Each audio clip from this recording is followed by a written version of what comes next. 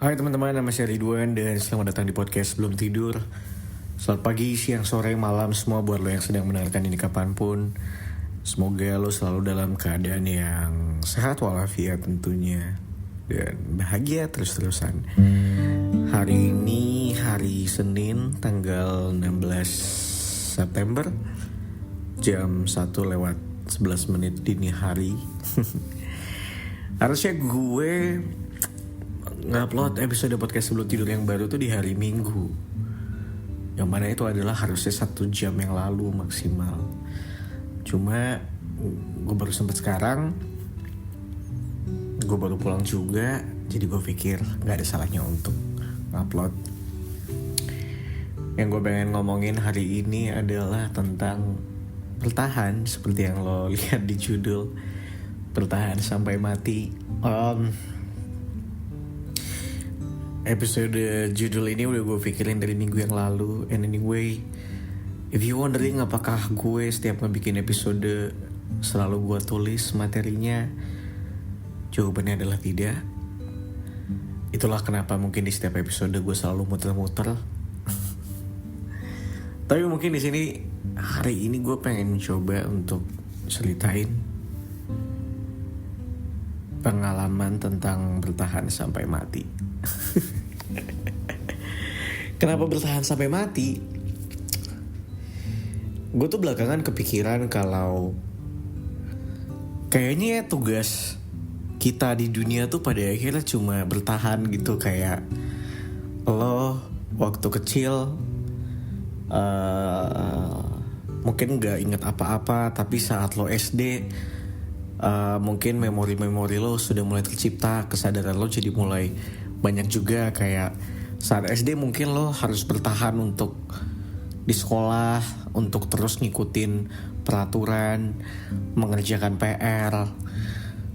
Lo bertahan untuk tetap terus struggling mengikuti segala kedisiplinannya dengan tepat waktu, datang ke sekolah, mengerjakan PR.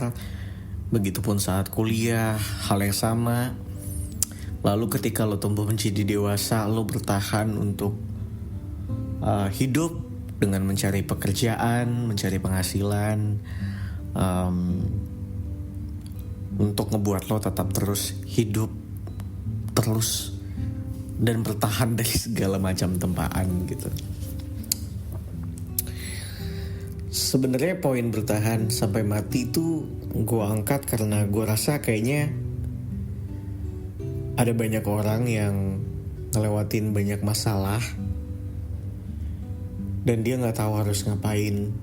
Dia gak punya solusinya apa gitu. Mungkin lo saat ini mungkin yang sedang mendengarkan mengalami hal yang sama, dengan masalah yang macam-macam. Entah mungkin hubungan, keluarga, keuangan, dan segala macamnya. Ketika lo punya masalah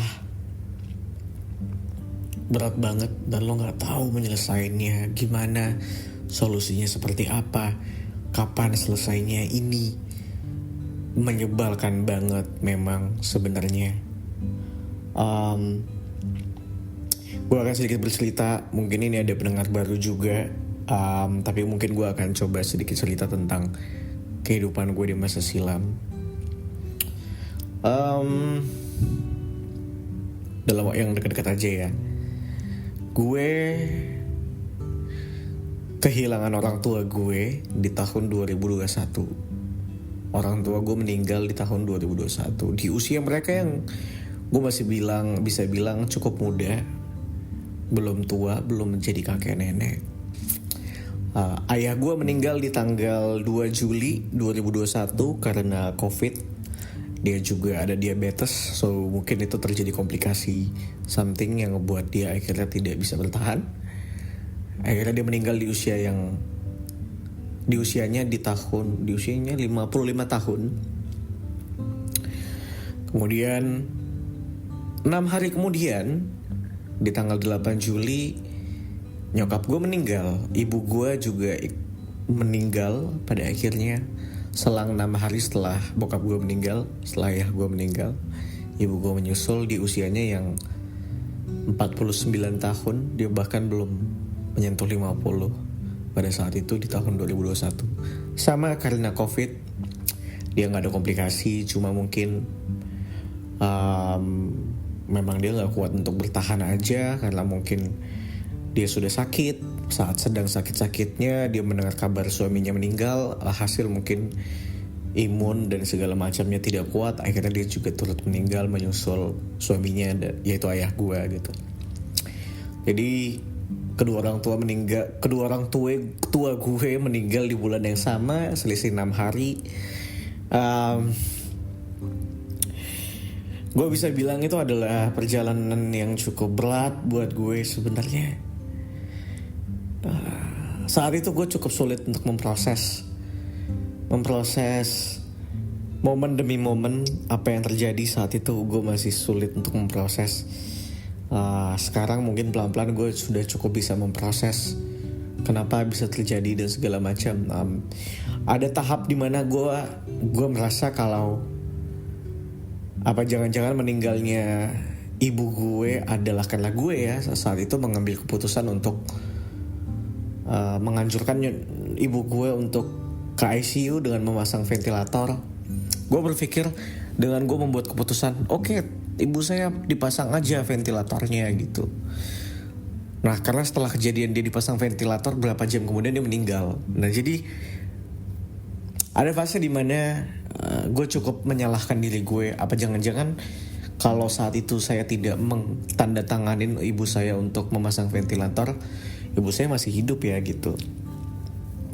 Ada fase dimana gue mengalami hal itu gitu. Merasa bersalah, merasa menyesal dan sebagainya macamnya. Sehingga itu membuat gue terpuruk dalam jangka waktu yang panjang. Lalu kemudian gue sempat dekat sama seorang perempuan saat itu. Setelah ayah dan ibu gue meninggal, gue dekat. Gue tahu gue saat itu mungkin saat sedang rapuh-rapuhnya gitu ya. Gue sedang rapuh-rapuhnya. Gue ketemu sama someone yang gue rasa itu bisa menjadi rumah untuk gue pulang. Turns out kata itu gak berhasil. Kita tidak berjalan lagi gitu, selesai gitu di saat itu. Dan ternyata itu memberi kehancuran gue yang sangat besar, yang sangat parah saat itu. Cukup membuat gue sampai akhirnya sekarang berubah cara pandang gue mungkin bahkan. Dan gue jatuh lagi saat itu. Setelah bokap dan nyokap gue meninggal, gue jatuh gitu ya. Terus gue ketemu orang yang gue rasa ini bisa menjadi harapan hidup gue gitu. Ternyata tidak gitu, dan itu membuat patah hati itu hebat gue. Selanjutnya jatuh lagi. Setelah itu gue sempat tidak punya pekerjaan. Selama sekian bulan, hampir setahun gue tidak punya pekerjaan. Terus terjadilah problem finansial di kehidupan gue yang cukup ngebuat gue tertatih-tatih saat itu.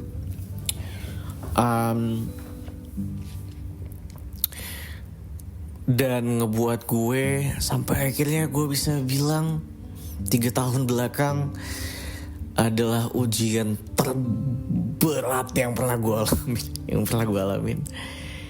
Gue gak pernah ngalamin yang namanya cobaan sebertubi-tubi itu gitu. Kayak yang pertama ayah gue meninggal, 6 hari kemudian nyokap gue meninggal. Terus gue patah hati. Terus gue gak punya pekerjaan. Terus gue gak punya penghasilan, finansial gue bermasalah.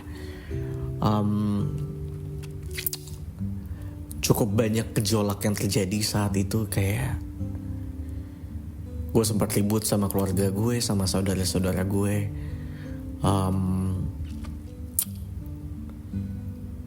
Saat itu gue bisa bilang kayaknya gue gak punya harapan hidup lagi. Gue hidup untuk apa lagi sih gitu. Kayak kalau cobaannya segini besarnya, gue hidup tuh mau buat apa? Dengan segala hal yang sudah terjadi, yang nonjok gue sampai sehancur itu. gue nggak tahu hidup tuh buat apa lagi gitu. Ada kalanya beberapa kali gue di momen-momen tertentu saat pulang malam gitu ya, saat sedang berkendara naik motor, gue kadang berharap dan berucap, ya Tuhan, kalau memang saya harus kecelakaan dan pada akhirnya meninggal, saya ikhlas. Gue pernah ngomong kayak gitu saat itu. Gak cuma sekali, mungkin beberapa kali ada kali gue ngomong kayak gitu. Kayak gue tuh capek gitu, kayak sendirian di kota orang, dengan segala keterbatasan, dengan segala kekurangan, gak punya siapa-siapa.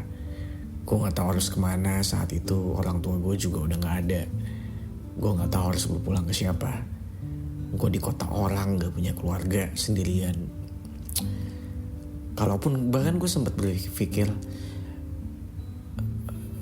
kalaupun gue kecelakaan hari ini, kalaupun gue kecelakaan malam ini dan gue mati, mungkin gue akan ditemuin 2 hari 3 hari kemudian karena gue gak ada kabar.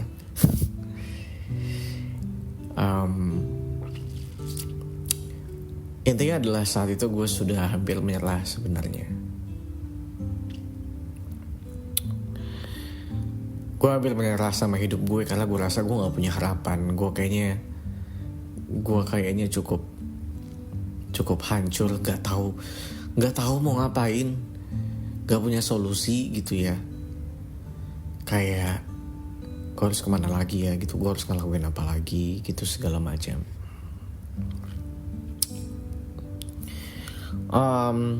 Pada akhirnya yang gue lakukan saat itu adalah cuma bertahan, whatever it takes. Gue gak tahu, cobaan setiap orang tuh berat-berat. Tapi gue gak mau menceritakan ini lebih detail sih sebenarnya. Gue gak mau membuat gue terlihat drama dan mensedih-sedihkan hidup gue. Tapi saat itu cukup jatuh di paling bawah dalam batas kehidupan gue mungkin di saat itu. Cuma akhirnya yang gue lakukan adalah bertahan. Kalau lo nanya saat gue bertahan apa aja yang gue lakukan, gak ada satu tips dan kiat apapun. Yang gue lakukan cuma berupaya, berusaha, dan bertahan. Kalau gue ada tenaga lebih, gue berupaya. Kalau gue gak ada tenaga, ya gue bertahan. Kalau ditanya terus apa plan lo yang lo lakukan dan cara lo menyelesaikannya, gak tahu. Saat itu gue gak tahu bagaimana cara menyelesaikan segala problema yang ada di hidup gue. Gue gak tahu gitu. Ketika gue diputusin, gue gak tahu harus ngapain. Ketika gue gak dapet pekerjaan, gue juga gak tahu harus ngapain.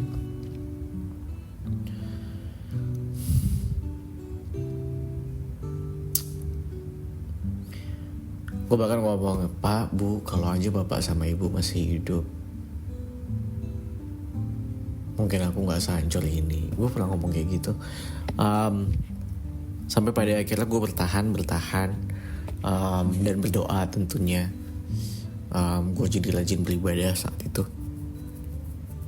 Dan pada dasarnya emang pola gue tuh selalu sama. Gue beribadah tuh di saat jatuh seringkali, dan itu tuh tidak baik. Tapi gue berdoa mungkin bisa dibilang di setiap saat. Ya pada akhirnya saat itu yang gue bisa cuma lakukan adalah berdoa dan bertahan aja. Karena gue gak tahu solusinya mau apa. Gue gak tahu apa yang harus gue lakukan. Sampai akhirnya pelan-pelan kehidupan membaik. Pelan-pelan segala luka di dalam hati batin gue pulih dengan sendirinya. Sampai akhirnya pelan-pelan gue menjalani kehidupan dengan stabil sampai sekarang. Dan ketika sekarang, dari segala masalah yang sudah gue lewatin, gue mengambil satu kesimpulan. Kalau ternyata kadang-kadang tuh ada banyak masalah yang memang lo gak tahu cara nyelesainnya gimana. Lo gak tahu kapan masalahnya akan selesai. Dan ternyata yang bisa lo lakukan adalah bertahan. Gue akhirnya mengambil kesimpulan ini dari kutipannya Panji Pragiwaksono. Mungkin lo juga sudah pernah dengar. Dia bilang, gue mendengarkan ini ketika masalah gue semuanya sudah selesai dan kehidupan gue sudah cukup membaik. Segala luka di hati pulih, segala penyesalan juga pulih. Akhirnya gue juga jadi lebih ikhlas atas kepergian orang tua gue. Panji tuh bilang, Panji Pragiwaksono bilang kalau ketika lo looking back gitu ya sama masalah lo yang udah pernah terjadi di hidup lo tahu kalau saat itu dulu lo nggak tahu gimana cara nyelesainnya, lo nggak tahu kapan itu selesai. Tapi kalau lo sekarang ngelihat masalah lo yang dulu pernah terjadi, ternyata selesai juga ya.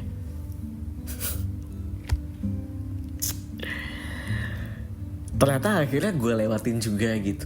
Yang gue pikir, yang gue dulu pernah kayak ya Allah, kalau emang udah selesai aja nggak apa-apa, gue ikhlas gitu. Kalau emang ternyata hidup gue selesai di sini dan diambil, ya gue ikhlas, karena gue nggak ada yang mau gue kejar lagi.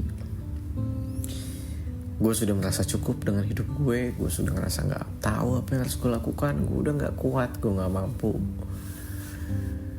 gue tinggal sendirian di kota orang, gue nggak tahu mau ngapain. Baik, akhirnya itu selesai. Akhirnya itu pulih dengan sendirinya. Pelan-pelan gue punya harapan hidup.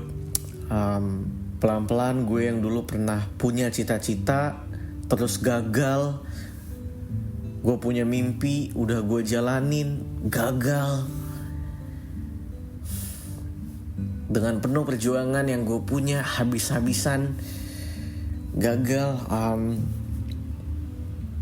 Sampai akhirnya di titik sekarang gue ngerasa kayak ternyata rencana tuh gak bisa memastikan kehidupan lo. Ternyata yang bisa ngebuat lo tetap berada di ambang kepastian untuk hidup adalah bertahan.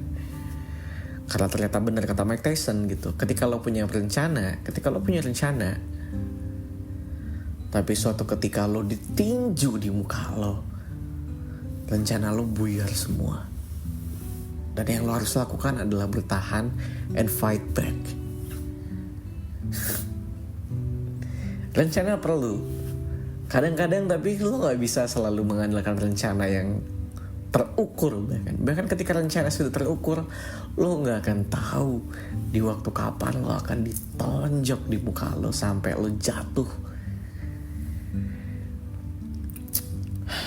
Makanya gue bilang kayak sebaik-baiknya rencana adalah lo harus punya mental yang kuat juga untuk bisa bertahan. Gue gak tahu masalah lo sebesar apa sekarang, tapi akhirnya yang gue dapat adalah saat itu gue merasa menyerah dalam hidup gue. Gue ngerasa kalau nyawa gue diambil, gue gak apa-apa. Gue ikhlas kalau memang saat itu malam-malam gue kecelakaan, amit-amit I'm dead gitu ya, meninggal. Gue ikhlas. Tapi ternyata akhirnya gue belajar satu hal. Nyatanya Tuhan masih pengen gue hidup. Nyatanya gue masih dikasih nafas. Nyatanya setiap gue tidur dan bangun pagi, gue masih bisa bangun. Dan di saat itu gue akhirnya belajar dan menyadari satu hal, kalau kayaknya Tuhan emang masih pengen gue hidup dan meneruskan perjalanan gue gitu. Kayak ya mau bagaimana perjalanannya nanti ya, tapi kayak Tuhan masih belum gue pengen selesai. Tuhan masih pengen gue hidup. Gue juga gak punya keberanian untuk do that things. Ya akhirnya gue live my life sampai akhirnya sekarang. Now I'm here. Masih berusaha untuk bertahan, masih berusaha untuk hidup. Dengan segala opportunity yang datang, gue coba upayakan, gue coba usahakan. Gue sekarang gak gitu punya banyak rencana, gue gak gitu punya banyak mimpi, gue gak gitu punya banyak harapan. Yang sekarang gue lakukan adalah menjalani kehidupan di hari ini, bekerja, bertahan hidup. Selama gue masih bisa makan, selama gue masih bisa bayar kosan, selama gue masih bisa makan enak, selama gue masih bisa senang-senang, Gue pikir itu cukup buat gue. So buat lo yang mungkin sekarang lagi dalam tahap sedang bertahan ataupun dalam masalah apapun itu yang menyebalkan, bertahan men, bertahanlah, hanging there, jangan nyerah, karena selama besok pagi atau sekarang lo masih dikasih nafas, berarti Tuhan masih pengen lo hidup, berarti Tuhan masih pengen lo untuk terus ngejalanin kehidupan lo terus dan seterusnya. Gue tahu mungkin lo merasa sendirian, mungkin lo merasa gak punya siapa-siapa. But believe me, ketika lo ngerasa gak punya siapa-siapa dan lo tahu cuma diri lo yang bisa nguatin lo akan menjadi orang yang paling kuat buat diri lo sendiri. Thank you sudah mendengarkan. Harapan gue tadinya cuma 10 menit, tapi ternyata ini menjadi 20 menit. Gue akan bilang semoga lo selalu dalam keadaan yang sehat walafiat, terus bahagia, dan semoga segala hal kebaikan akan datang kepada lo.